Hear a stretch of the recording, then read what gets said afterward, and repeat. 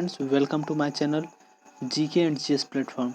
तो दोस्तों, जैसा कि आप देख रहे हैं, इस समय हम CSBC के वेबसाइट पर आ चुके हैं। CSBC का फुल फॉर्म होता है selection centre selection board of constable. तो दोस्तों, यहाँ से एक बड़ी वैकेंसी निकल कर आ रही है बिहार होम गार्ड की। तो दोस्तों, बिहार होम गार्ड की वैकेंसी आ रही है। यहाँ से देखिए दोस्तों, apply online for the post. तो दोस्तों, यहाँ से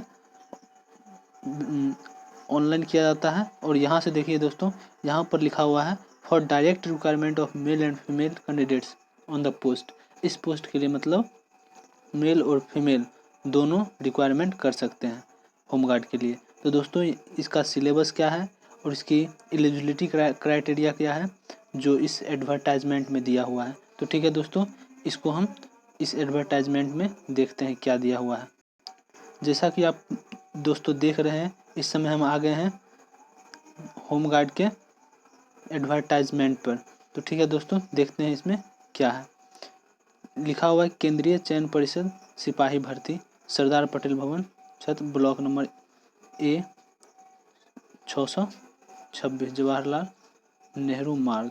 तो ठीक है दोस्तों, देखते हैं। विज्ञापन संख्या 02/2020 है। दोस्तों, इसका जो मुख्य बात है उसको हम डिस्कस कर रहे हैं। ठीक है दोस्तों, देखते हैं। बिहार गृह रक्षा वाहिनी में सिपाही के पद पर आवेदन हेतु पात्रता मतलब एलिजिबिलिटी क्या होनी चाहिए। तो यहाँ पर दोस्तों दिया गया है बिहार गृह रक्षा वाहिनी सेवा संवर्ग के सिपाही पद पर सीधी नियुक्ति के 50% पद जो है रक्षकों के लिए मतलब उसका आरक्षण कर दिया गया है। और 50% पर जो है ये जनरल अभ्यर्थी फाइट करेंगे।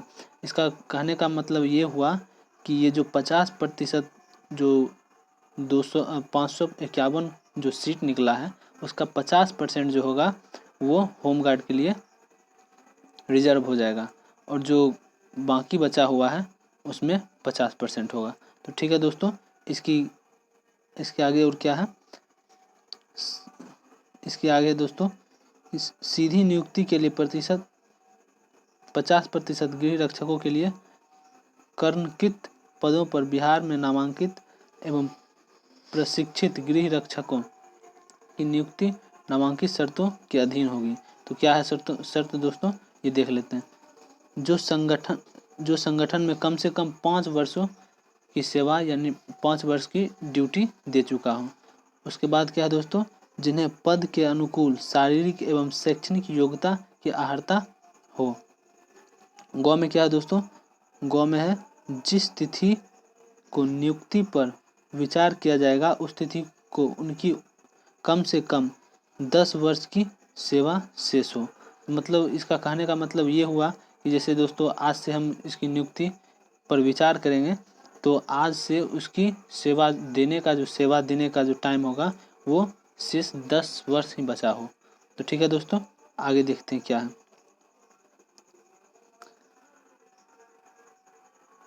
दोस्तों, इसकी एलिजिबिलिटी क्राइटेरिया देखते हैं, अभ्यर्थी का देखते हैं दोस्तों।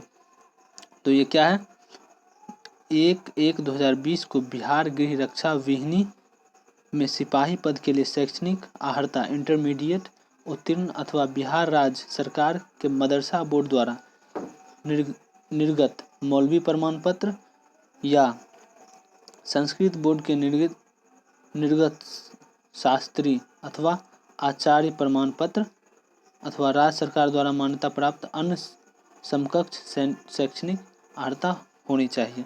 तो ठीक है दोस्तों, और आगे क्या दिया हुआ है, अभ्यर्थी की उम्र दिनांक 1/1/2020 को मैट्रिक अथवा समकक्ष के प्रमाण पत्र के अनुसार न्यूनतम क्या होनी चाहिए।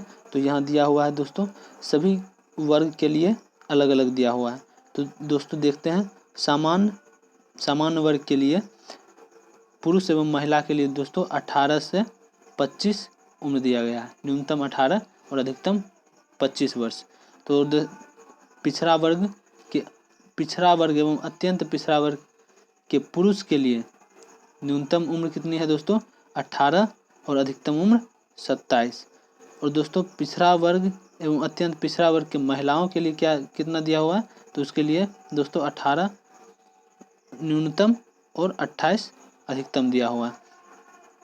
उसके बाद दोस्तों 4 में क्या है, अनुसूचित जाति एवं अनुसूचित जनजाति कोटि के पुरुष एवं महिलाओं के लिए कितनी है, न्यूनतम 18 है और दोस्तों अधिकतम 30 वर्ष है। ठीक है दोस्तों, आगे देखते हैं इसके बारे में क्या।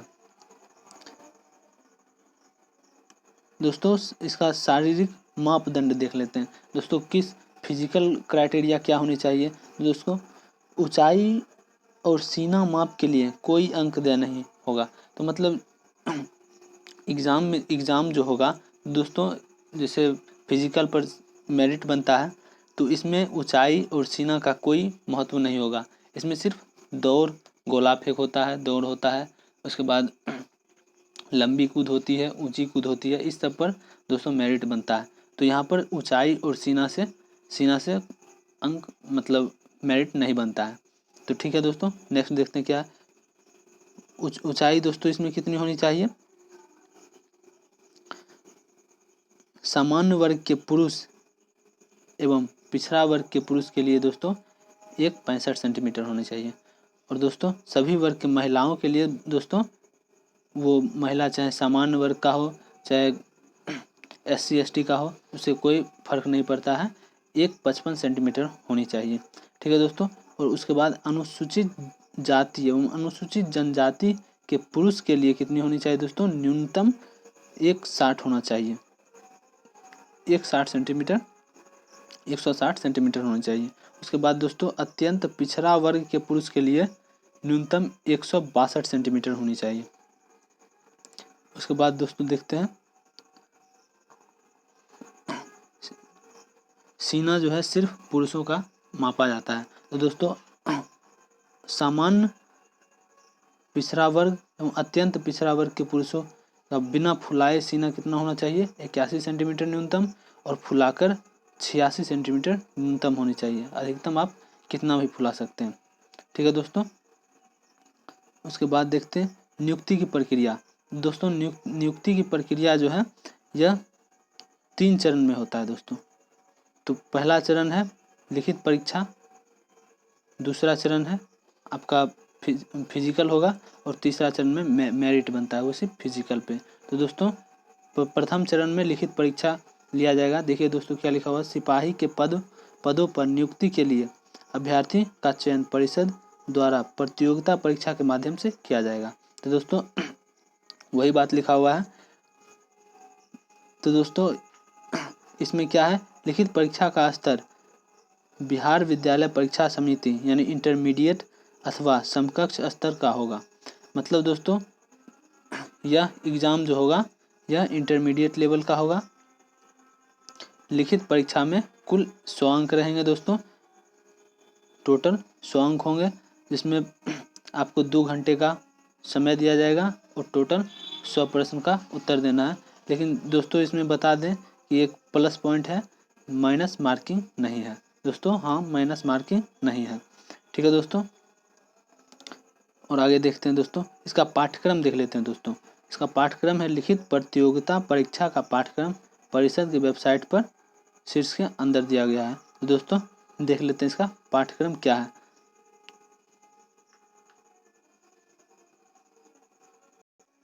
तो दोस्तों जैसा कि आप देख रहे हैं, हम आ गए हैं इसके सिलेबस पे। तो दोस्तों यहाँ इसके सिलेबस में क्या दिया गया है, पाठ्यक्रम में देखते हैं दोस्तों। हिंदी, अंग्रेजी, गणित, इतिहास, भूगोल, राजनीतिक शास्त्र, अर्थशास्त्र, भौतिकी, रसायन विज्ञान, जीव विज्ञान विषय में लिखित परीक्षा के स्तर बिहार विद्यालय परीक्षा समिति के इंटरमीडिएट के समकक्ष होगा। बिहार विद्यालय परीक्षा समिति से विस्तृत पाठ्यक्रम प्राप्त किया जा सकता है। उसके संक्षेप में नीचे में दिया गया है। दोस्तों यहाँ देख लेते हैं क्या दिया गया है हिंदी में। दोस्तों हिंदी में जो है ये बहुत लंबा चौड़ा दे रखा है। तो दोस्तों बता दें कि हर साल जो बिहार पुलिस हो या बिहार होम गार्ड का हो, तो इसी तरह से लंबा चौड़ा वो जो है वो अपना पाठ्यक्रम दे देता है, लेकिन इतना से एग्ज़ाम होता नहीं है। और यहाँ देखिए दोस्तों, हिंदी का इतना है जो कि इतना से पूछा नहीं जाता है दोस्तों। उसके बाद दोस्तों देख लेते हैं अंग्रेजी में। अंग्रेजी में दोस्तों क्या है दोस्तों, अंग्रेजी में भी बहुत ज़्यादा दे चुका है, क्योंकि दोस्तों एग्ज़ाम में अंग्रेजी से सिर्फ और सिर्फ 3 से 5 क्वेश्चन पूछे जाते हैं, और वो भी दोस्तों एक आपका आर्टिकल से पूछ लिया जाता है, दूसरा आपका वर्ड करेक्शन से पूछ लिया जाता है तो दोस्तों, और तीसरा आपका टेंस हो गया, उसके बाद नरेशन वॉइस हो गया, इस सब से क्वेश्चन पूछ लिया जाता है। लेकिन दोस्तों इतना पढ़ने की कोई ज़रूरत नहीं है। उसके बाद दोस्तों मैथ में देख लेते हैं। मैथ में दोस्तों, मैथ में भी पूरा दे रखा है। तो दोस्तों बता दें कि मैथ में सिर्फ और सिर्फ 10 क्वेश्चन ही पूछे जाते हैं। बिहार पुलिस हो या बिहार होम गार्ड हो, इसमें सिर्फ 10 क्वेश्चन पूछे जाते हैं। तो ठीक है, तो नेक्स्ट देखते हैं। इसमें बहुत बड़ा सिलेबस करके दे रखा है। दोस्तों इतिहास में देख लेते हैं। प्री इतिहास है। तो दोस्तों इतिहास का जो है वो तीनों टॉपिक्स पढ़ना ज़रूरी है, क्योंकि इतिहास में कहीं से भी क्वेश्चन पूछ देता है। तो दोस्तों जैसे हो गया एंशिएंट हिस्ट्री हो गया, मिडाइवल हिस्ट्री हो गया, उसके बाद मॉडर्न हिस्ट्री हो गया। तो इस तीनों से, लेकिन ज़्यादा दोस्तों मॉडर्न हिस्ट्री से ही क्वेश्चन रहता है। एंशिएंट से 2 या 3 क्वेश्चन रहता है, लेकिन मिडाइवल हिस्ट्री से भी 5 से 7 क्वेश्चन रहते हैं। और दोस्तों मॉडर्न से कुछ ज़्यादा रहता है। उसके बाद देख लेते हैं दोस्तों, उसके बाद आ जाता है हमारा भूगोल, ज्योग्राफी आ जाता है। तो दोस्तों ज्योग्राफी में अर्थ है, लैंड फॉर्म्स है, क्लाइमेट्स हैं दोस्तों। तो इस सब से ज़्यादा क्वेश्चन नहीं पूछे जाते हैं, लेकिन फिर भी मैं बता दूं कि दोस्तों हम इस चैनल पे Bihar police, Bihar home guard के सारे जितने भी संभावित क्वेश्चन होते हैं हम रोज़ लेकर आते हैं। तो दोस्तों यहाँ से आपका ये पोर्शन कवर हो जाएगा। तो ठीक है दोस्तों, नेक्स्ट देखते हैं। नेक्स्ट में क्या है, नेक्स्ट है दोस्तों पॉलिटिकल साइंस, राजनीतिक शास्त्र है। तो दोस्तों इसमें दिया गया कॉन्सेप्ट ऑफ पॉलिटिक्स का कॉन्सेप्ट क्या है दोस्तों। उसके बाद दिया गया स्टेट। तो दोस्तों इतना डीपली नहीं पढ़ना है, इतना डीपली में तो दोस्तों बीपीएससी या यूपीएससी हो जाता है दोस्तों इस हिसाब से। उसके बाद दोस्तों फिजिक्स आ जाता है। तो फिजिक्स में दोस्तों, फिजिक्स से भी मेन चैप्टर्स हैं, जैसे लाइट हो गया, उसके बाद करंट हो गया दोस्तों, इस सब से क्वेश्चन पूछा जाता है। उसके बाद मिरर हो गया, इस सब से क्वेश्चन पूछा जाता है दोस्तों। तो इस सब टॉपिक्स को दोस्तों हम अपने इस यूट्यूब चैनल पे कवर कर लेंगे। तो ठीक है दोस्तों, नेक्स्ट देखते हैं। नेक्स्ट में क्या है, नेक्स्ट में है दोस्तों रसायन विज्ञान है दोस्तों। तो रसायन विज्ञान में दोस्तों इससे भी दोस्तों 5 से 6 प्रश्न रहते हैं, और इसमें भी इसका भी दोस्तों जितना भी संभावित क्वेश्चन है सब हम इस यूट्यूब चैनल पे टॉपिक वाइज कवर कर लेंगे। तो ठीक है दोस्तों, नेक्स्ट देखते हैं। नेक्स्ट में क्या है,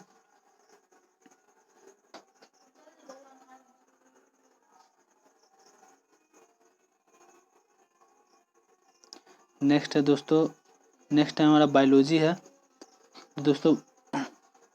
बायोलॉजी से भी क्वेश्चन बहुत अच्छा पूछा जाता है दोस्तों।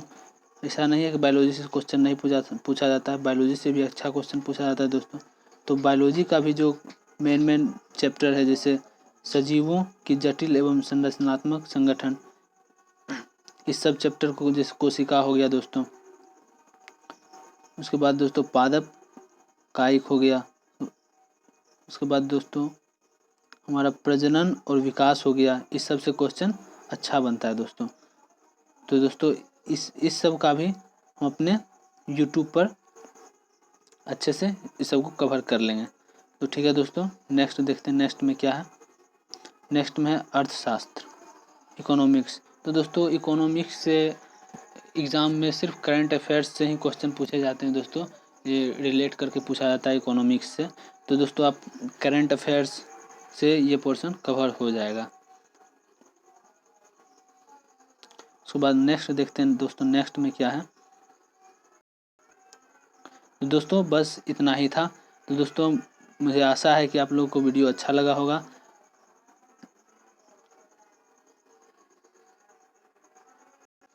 अगर दोस्तों किसी भी तरह का डाउट हो तो चैनल के कमेंट करके ज़रूर बताइएगा। और दोस्तों अभी तक हमारा चैनल सब्सक्राइब नहीं किया है तो please GK and GS platform को सब्सक्राइब कर लें और साथ में बेल आइकन को भी दबा लें, ताकि जब भी हम कोई नया वीडियो अपलोड करें तो सबसे पहले आपको नोटिफिकेशन मिल जाए। थैंक यू दोस्तों।